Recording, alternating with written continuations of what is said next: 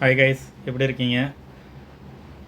Okay, இன்றைக்கி வந்து பார்த்தீங்கன்னா சயின்ஸ்லேருந்து பார்த்தீங்கன்னா இந்த ஏரியாவில் கேட்கலாங்க, ஸ்கூல் புக்லேருந்து கொண்டு வந்திருக்கேன். சரிங்களா? மூலிகை பூக்களும் மருத்துவ குணமும் சொல்லிட்டு இந்த இந்த பக்கம் வந்து பார்த்தீங்கன்னா செடிகள்லாம் கொடுத்துருக்காங்க. என்னென்ன இதுக்கு வந்து பார்த்தீங்கன்னா என்னென்ன மருந்தாக பயன்படுத்துகிறாங்க அப்படின்றது கொடுத்துருக்காங்க. சரிங்களா?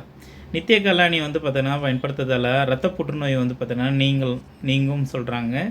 ரத்த புற்றுநோயை குணப்படுத்துறது நித்திய கல்யாணி அப்படின்றாங்க. செம்பருத்தி டீ வந்து சாப்பிட்றதால இதய கோளாறு குணமாகும், இதயம் வந்து தூய்மை அடைகிறதுன்னு சொல்கிறாங்க.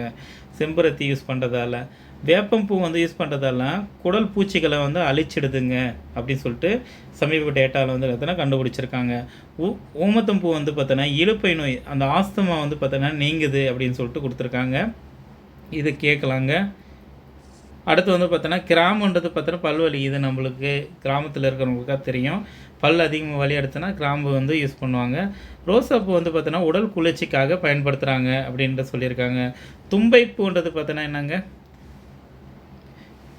தும்பை வாகை, அதாவது பூவில் வந்து பார்த்தோன்னா சளி நீக்கிறதுக்காக இந்த தும்பை பூ யூஸ் பண்ணுறாங்க. பார்த்து வச்சுக்கோங்க, கொஸ்டின் கேட்கலாம். முருங்கைப்பூ வந்து பார்த்தோன்னா இரும்பு சார்ந்தம், ரத்தம் பெருக்கும், இதெல்லாம் வந்து பார்த்தோன்னா முருங்கைப்பூ வந்து சாப்பிட்ணும் அப்படின்னு சொல்லிட்டு சொல்லியிருக்காங்க. சரிங்களா?